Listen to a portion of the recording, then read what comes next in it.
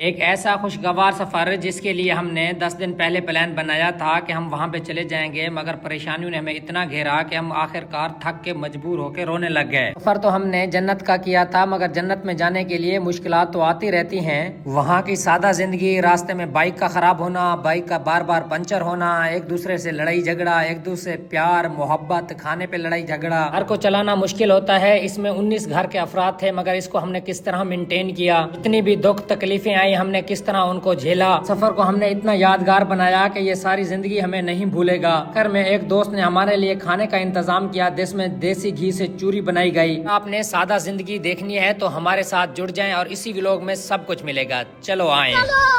पिछले व्लॉग में आपने देखा है हमने मुसलसल 12 घंटे का सफर किया, जिसमें परेशानी तकलीफें वगैरह थी। हमने रात यहाँ पे स्टे किया था और खाना भी हमने यहाँ पे खाया था। अल्हम्दुलिल्लाह बड़े ही बेहतरीन और सुकून से हमने यहाँ पे रात गुजारी। यहाँ पर चारपाई को इंतजाम तो बहुत कम होता है, ये जो पड़े हैं ये महकमे वालों की हैं। यहाँ पर जो नीचे सोने का माहौल है उसमें इतना सुकून है जिसकी कोई इंतहा नहीं। काम था कि हमने अपने टीमों की तश्कील देनी थी। तश्कील देने के बाद सबको अपने काम पे लगा दिया। कुछ लोग मिशन को कामयाब करने के लिए अपने ऊपर बड़ी मुश्किल से काबू पाया हुआ है। सुफियान मार ने बड़ी वीआईपी तरीके से चाय पकाई और हम सब ने पी। आज जिस टाइम इस रोड पे पहुंचे थे तो हमारी कुछ बाइक पंचर थी, उनकी हमने टूपें चेंज की। रेगिस्तान में मोटरसाइकिल को चलाना बहुत मुश्किल होता है। उससे सबसे ज्यादा मुश्किल है कि उसकी बाइक की हवा को मेंटेन किया जाए, जिसको बहुत ही कम लोग मेंटेन करते हैं। वो सबसे पहले नजावत मार थे, जिनका बाइक रास्ते में कभी भी पंचर अभी तक नहीं हुआ। एक आदमी इधर सोया, ये जगह देख लो, उसका नाम है लतीफ बोगल, वो है मालू वालू में से।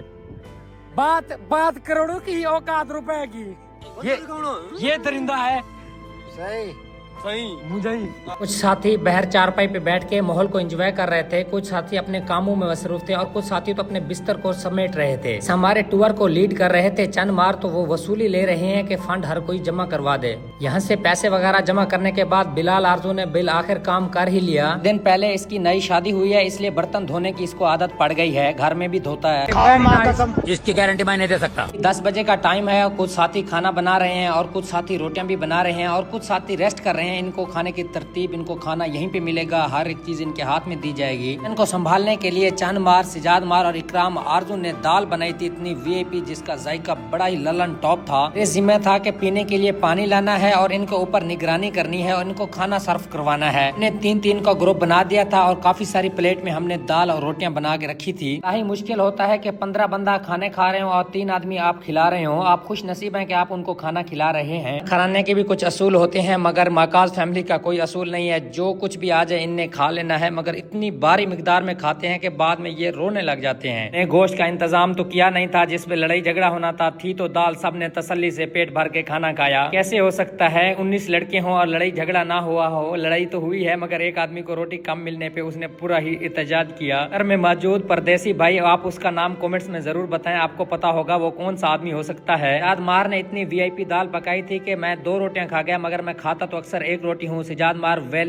डन वगैरह खाने के बाद 2 किलोमीटर पे हमारा टोबा था। हमने वहाँ पे जाना था क्योंकि वहाँ पे हमें भी दावत थी, चाय वगैरह पीनी थी। वहाँ पे हमारे गाँव के आदमी भी मौजूद हैं। अगर आप रोही चोलिस्तान किला बिजनौर गए हैं, आपने गाय की दूध का चाय नहीं पिया, अपने जिंदगी में कोई चीज ट्राई नहीं की, चाय इतनी प्यारी होती है। जैसे ही आप कुछ सेकंड रखेंगे उसके ऊपर फौरन ही मलाई आ जाती है। क्योंकि लोगों ने हमारी बहुत खिदमत की। खिदमत करने के बाद हम फ्रेश होने के लिए जा रहे हैं टोबे पे, जहाँ पे जानवर और इंसान एक साथ पानी पीते हैं। इस जगह पे टोबा होता है, उस जगह को हम पट्टी कहते हैं। ये बहुत साफ और क्लीन और मजबूत पक्की होती है और इसके अंदर चूना भी होता है। इतनी ज्यादा बारिश होती है तो इसके अंदर काफी दूर दूर से पानी जमा होता है और हम इसे पीते भी हैं। पिछले साल कुछ एनजीओज ने और हुकूमत ने ये रेड़े दिए थे जिसमें पानी लेके जाना बहुत आसान होता है। में एक वक्त में तकरीबन 50 लीटर से ऊपर भी पानी आ जाता है। ऐसे हम अपने टोबे पे पहुंचे थे तो हमने अपने जानवरों को देख के बहुत ही खुशी का इजहार किया कि 4 महीनों से हमारे जानवर यहीं पे मौजूद हैं। सागर लंबी लंबी छोड़ रहा है कि वो हमारी गाय आई हुई है। खाओ माँ कसम। ये वैसे भी रिपोर्ट है, इसके अंदर जो चीज फीड कर दें वही चीज इसको सुनाई देती है और वही चीज ही बोलता है। यहाँ पर सबसे ज्यादा मुश्किल की बात है कि वॉशरूम यहाँ पे नहीं होते, आपको खुले में भी जाना पड़ता है। MS सागर बहुत मेहनत करके लंबे सफर पे जा रहे हैं। खराब हो जाएगा, मैं माँ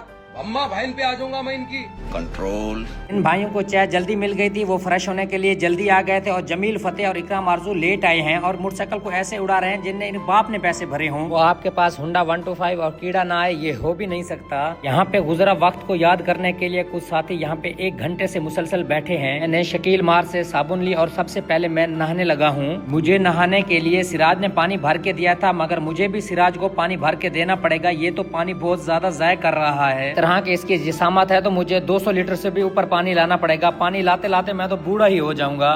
क्या हुई? अपने साथ मत जोड़िए हमको। आखिर मुसलसल 200 लीटर पानी भरने के बाद सिराज मार ने भी फ्रेश हो लिया है और मैं भी फ्रेश हो गया हूँ। क्यों, दोनों लग रहे हैं ना सलमान खान। ये क्या है?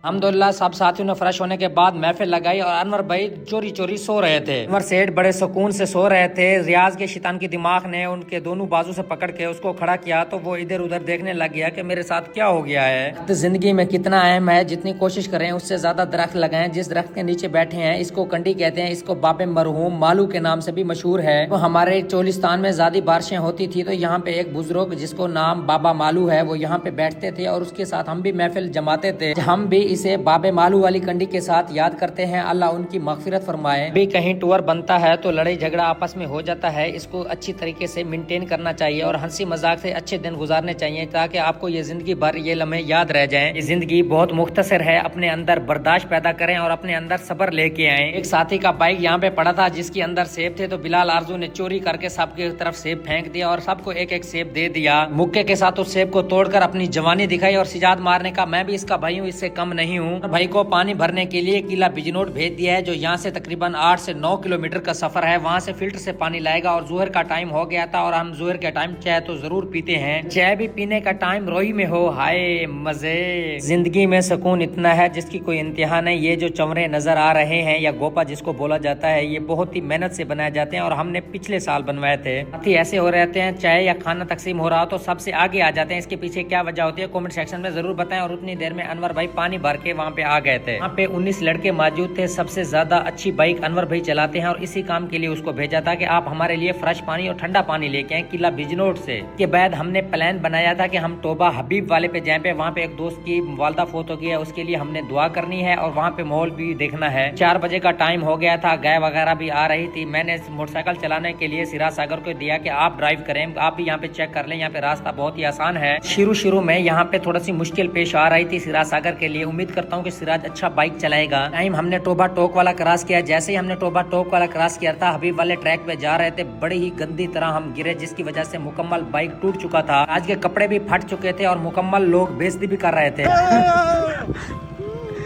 कपड़े वगैरह चेंज करके हम दोबारा यहाँ पे आ गए। यहाँ के बच्चे बहुत ज्यादा शैतान होते हैं। हमने यहाँ पे दुआ मांगी और काफी देर यहाँ पे बैठे भी रहे। यहाँ पे बड़ों की बातें सुनी और बड़े बड़े पुराने किस्से सुने। के माहौल ने हमें 3 घंटे बैठने पे मजबूर कर दिया कि यहाँ की कहानियां खत्म भी हो नहीं रही थी। ये जो जिंदगी चोलिस्तान किला बिजनौर वाले गुजार रहे हैं ऐसा समझें कि ये जन्नत में है। अगर इनको पीने के लिए साफ पानी मुहैया किया जाए और बारिशें हर साल होती रहें तो ये बिल्कुल सुकून और खुशगवार मूड में रहते हैं। साथ ही इस तरह गधा पे बैठ के एंजॉय करते हैं। उतनी देर में हमारे लिए देसी घी से चूरी बन के आ गई थी। वक्त हमारे मेजबान थे करीम बख्श रुघानी और रफीक रुघानी साहब। आप चोलिस्तान में आए आपको चूरी ना दी जाए ये तो हो भी नहीं सकता। चूरी होती किस तरह है मैं आपको बताता हूँ। गरम गरम 2 रोटियां, उसके ऊपर शक्कर और उसके अंदर घी डाला जाता है। इससे ज्यादा अहम किरदार तो देसी घी का होता है जिसको बनाने के लिए बहुत ज्यादा मेहनत लगती है। इतना ताकतवर होता है कि इंसान एक पहिया मुश्किल से पी सकता है। उसके बाद जो उसके साथ होगा वो तो देखा जाएगा। सब साथियों के हाथ भी धोए गए। हमारी चूरी जो बना रहे थे, हमारी जबान में चूरी को भोर रहे थे, वो थे अनवर भाई जो लली सरदार के मुकाबले में इंशाल्लाह आगे उठेंगे इलेक्शन पे। साथियों को एक्स्ट्रा घी भी दिया जा रहा था। जिनके पास घी कम था वो घी और भी ले सकते हैं। अल्हम्दुलिल्लाह हमारी चूरी तैयार थी और मैं पहला लुकमा ले रहा हूँ जिसका जायका इतना प्यारा था और घी इतना कमाल था, हाय मजे। से हम चूरी खा के फारिग हुए थे तो हमें दाल के साथ खाना दिया गया जिसका जायका भी बड़ा VIP था। आज दिन में हम दूसरी मर्तबा दाल खा रहे हैं। सुबह भी हमने दाल से खाना खाया था, इस टाइम भी हम दाल खा रहे हैं। और यहाँ पे जब मैंने माहौल को देखा और मैं वहीं पे भाग गया। यहाँ पर छोटे छोटे भेड़ों के बच्चे और बकरियों के बच्चे घूम रहे थे। यहाँ पे सीन भी बहुत अच्छा था और मौसम भी बहुत रोमांटिक हुआ पड़ा था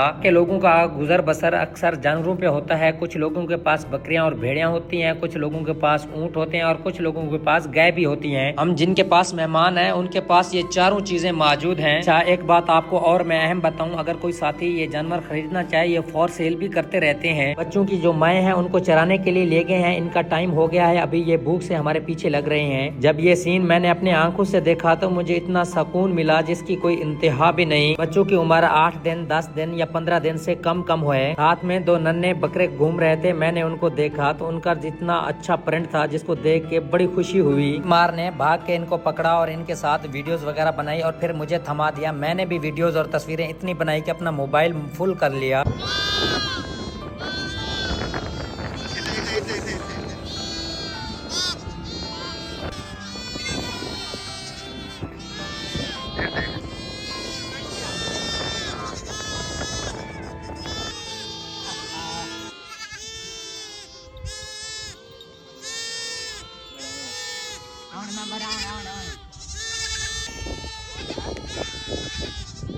चलो आप यहाँ से ये कर ले वहाँ।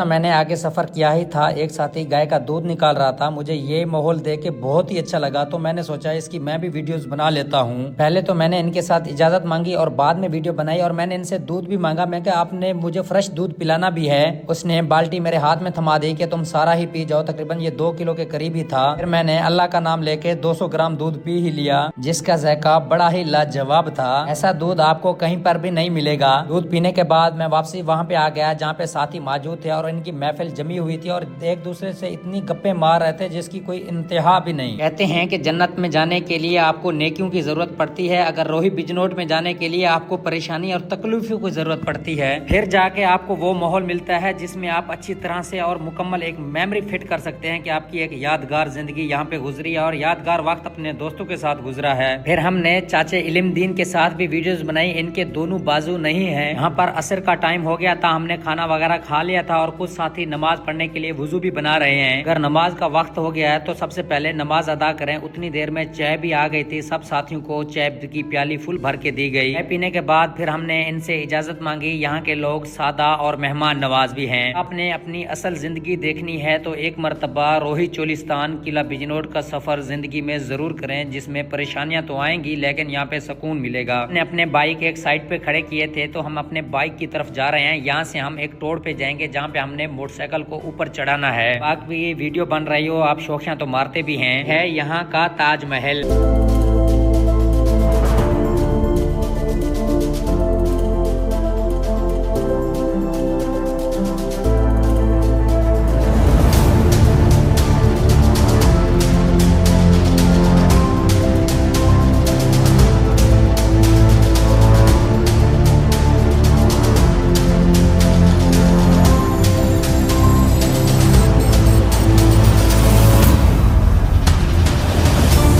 ये टोबा और ये टोड़ हबीब वाले से मशहूर है। यहाँ पे बाइक को ऊपर चढ़ाना बहुत ज्यादा मुश्किल है क्योंकि यहाँ पे बहुत बड़ा टीला है रेत का। सबसे पहले इकराम मार जा रहे हैं कि मैं ट्राई करता हूँ कि मैं इसके ऊपर चढ़ा जाऊंगा।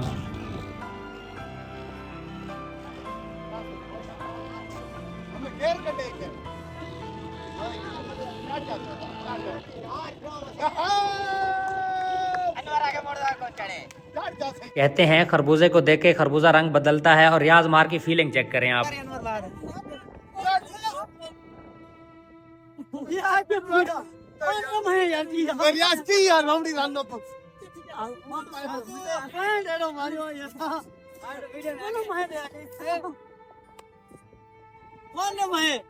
पंचर थी से